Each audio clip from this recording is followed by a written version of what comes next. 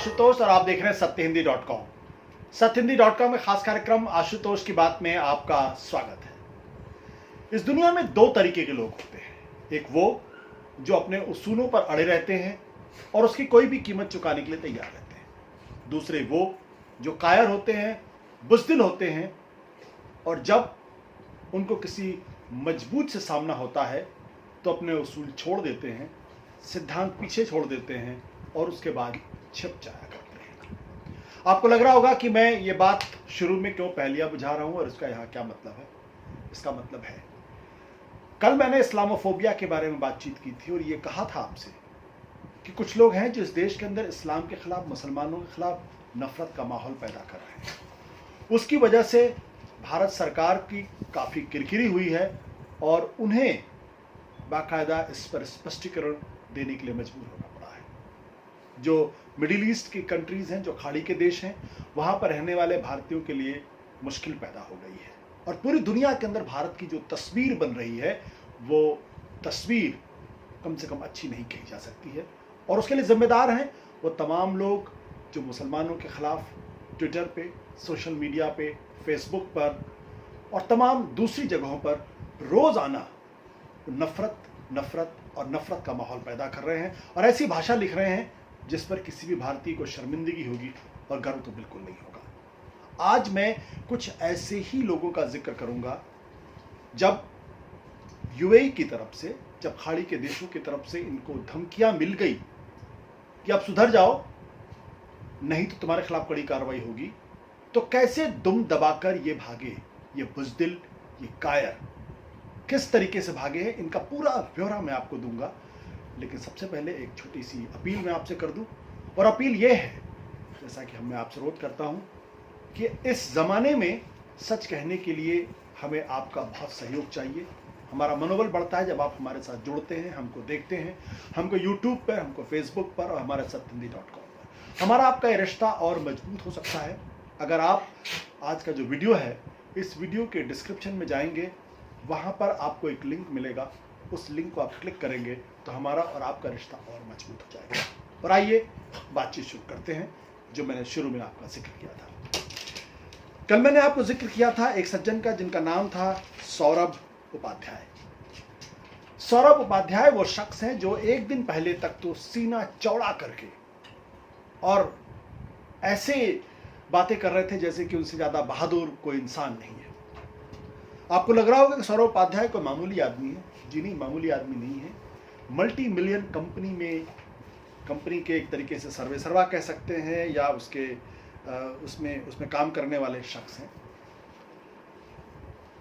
उन्होंने क्या लिखा था? उन्होंने लिखा था, death to radical Islamic Tablighi terrorist and other radical Islamic sons of Satan, जा उखाड़ ले। उसके बाद उन्होंने बीसी लिखा जिसका मतलब आप समझते हैं, उखाड़ेगा। मतलब साफ तौर पर उन्होंने कहा था कि जो रेडिकल इस्लामिक तबलीगी जमात के लोग हैं वो टेररिस्ट हैं और रेडिकल इस्लामिक सतन की जो औलाद हैं उनको मौत मिलनी चाहिए। और फिर वो धमकी भरे अंदाज में बड़े सीना चौड़ा करके लिखते हैं, जा उखाड़ ले। उसके बाद बहन की गाली और उखाड़। उनके इस ट्वीट की तवज्जो ली गई वहाँ की राजकुमारी ने, जिनका नाम है प्रिंसेस हिंद अल कासिमी, जिसका मैंने कल भी जिक्र किया था। उन्होंने साफ तौर पर ट्वीट पे जवाब दिया। उन्होंने कहा, anyone who is openly racist and discriminatory in the UAE will be fined and made to leave an example.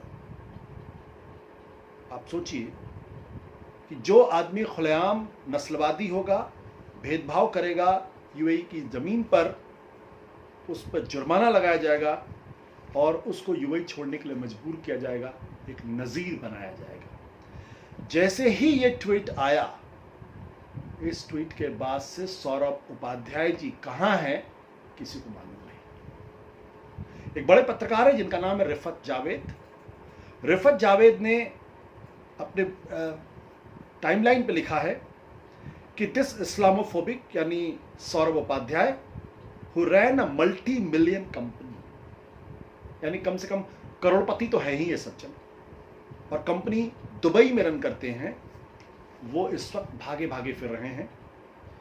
He deactivated his company's website, LinkedIn profile, Twitter and Facebook account within minutes of Rajkumari के tweet के बाद से। यानी रिफत जावेद ने लिखा है कि ये जो इस्लामोफोबिक सौरभ उपाध्याय नाम का आदमी है, जो दुबई के अंदर एक मल्टी मिलियन कंपनी चलाता है, वो इस वक्त भागा भागा फिर रहा है।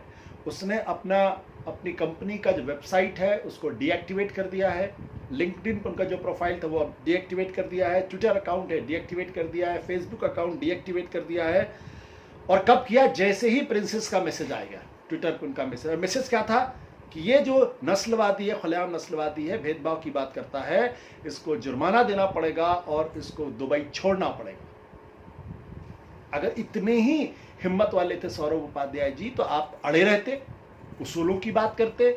पहले तो आपने माँ बहन की गालियां लिखी और ऐसे डट के खड़े हो रहे थे जैसे लग रहा था कि आपसे बड़ा बहादुर कोई नहीं है, हिम्मती नहीं, साहसी नहीं है। जैसे ही आपके ऊपर आपको धमकी मिली वैसे ही आप भाग खड़े हुए। इतने डरपोक, इतने नामर्द, इतने नपुंसक, इतने कायर क्या ये लोग होते हैं जो ट्विटर पे इस तरीके से इस्लामोफोबिया को फैलाते हैं और जो मुसलमानों के खिलाफ नफरत का वातावरण पैदा करते हैं और जो लोगों को गालियां दिया करते हैं। ये सिर्फ अकेला उदाहरण नहीं है।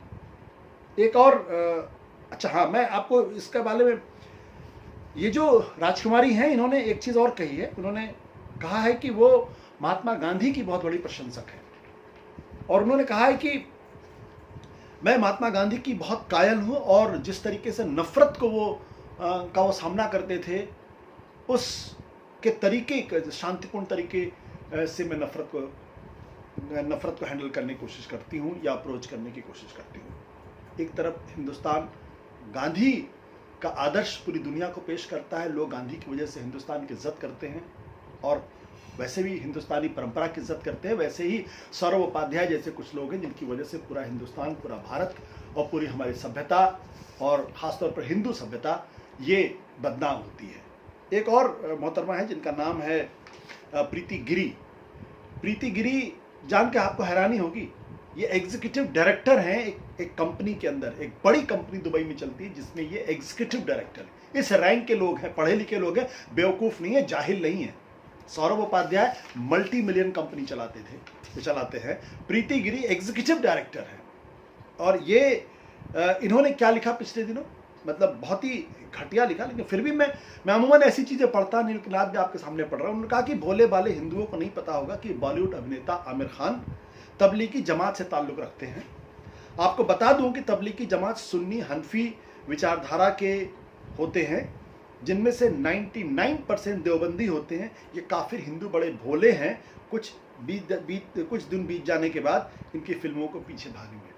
आमिर खान को मैं व्यक्तिगत तौर पर जानता हूँ, एक इंसाफ पसंद आदमी है जो कभी किसी तरीके से कोई कट्टरपंथ की बात नहीं करते हैं और बहुत शानदार फिल्में इस देश को दी हैं उन्होंने, और एक बहुत बड़े आर्टिस्ट हैं। मैंने तो कभी नहीं सुना कि वो हिंदू मुसलमान की बात करते हो या सिर्फ मुसलमानों के बारे में बात करते हो। उनके बारे में प्रीति गिरी ने, जो एग्जीक्यूटिव डायरेक्टर हैं, जिस बात पे मैं बार बार फोकस कर रहा हूँ, ये कोई अनपढ़ गंवार जाहिल लोग नहीं है, ये बहुत पढ़े लिखे लोग हैं जो हिंदुस्तान के बाहर गए, वहाँ तरक्की की है उन लोगों ने। इनकी जहनियत क्या है, यहाँ पे जहर भरा हुआ है या इनके जहन में, इनके दिमाग में जहर भर दिया गया है, या ये ऐसा ही इनका जहनियत शुरू से थी।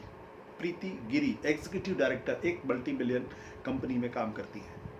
नूरा अल गुरैर एक बड़ी कंपनी है जिसके गुरैर कंपनी है जिसके एक डायरेक्टर हैं जिनका नाम है नूरा अल गुरैर।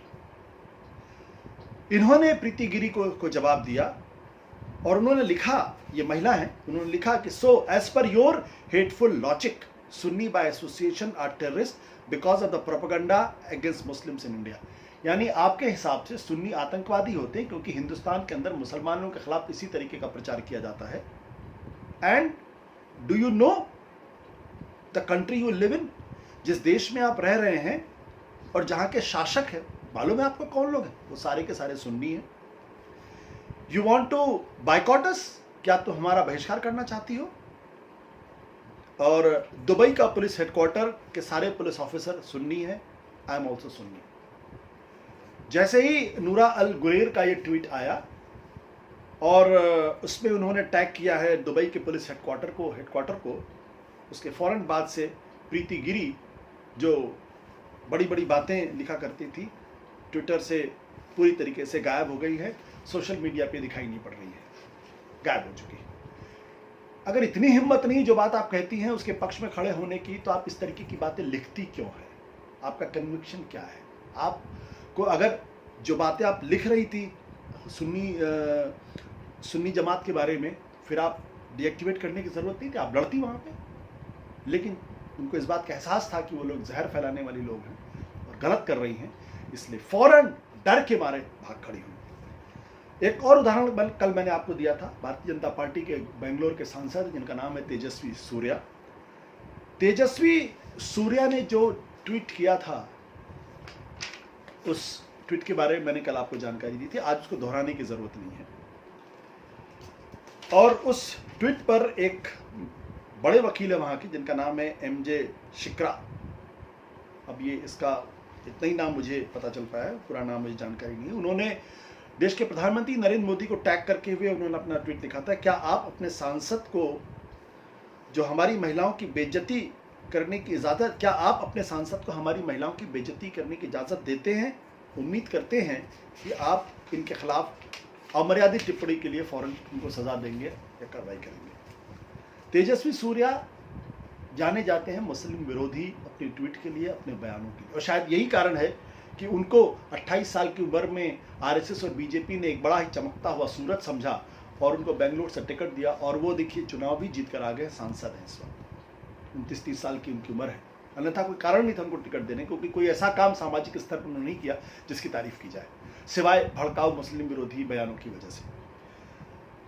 जैसे ही ये ट्वीट आया, इस ट्वीट के फौरन बाद भाई साहब भीगी बिल्ली की तरीके से एकदम गायब हो गए हैं और उन्होंने अपना ये ट्वीट डिलीट कर दिया है। बीजेपी के सांसद हैं, जो बात आप लिख रहे थे, अगर आपके अंदर हिम्मत थी, अगर आपके अंदर हैसियत थी, अगर आप ईमानदार थे, अगर आप अपने विचारधारा पर अडिग हैं, उस पर विश्वास करते हैं, तो तेजस्वी सूर्या को अपना ये ट्वीट डिलीट नहीं करना चाहिए था, बल्कि उसको डिफेंड करना चाहिए था। इसका मतलब साफ है कि चाहे सौरभ उपाध्याय हों, चाहे प्रीति गिरी हों, चाहे तेजस्वी सूर्या हों, ये वो लोग हैं जो दरअसल बड़े ही डरपोक लोग हैं, और जब इनका सामना किया गया, जब इनको चैलेंज किया गया, जब इनको कन्फ्रंट किया गया, तो ये डर के मारे भाग खड़े हुए और अपना पूरा का पूरा अकाउंट या तो डिलीट कर दिया या फिर उन्होंने अपना ट्वीट डिलीट कर दिया। ये बात सिर्फ जो है ये मिडिल ईस्ट या खाड़ी देशों की बात नहीं है। वैसे खाड़ी देशों के साथ मैं आपको बता दूं, 1947 जब से भारत आज़ाद हुआ, तब से खाड़ी देशों के साथ हमारे रिश्ते, भारत के रिश्ते बहुत बेहतर रहे हैं।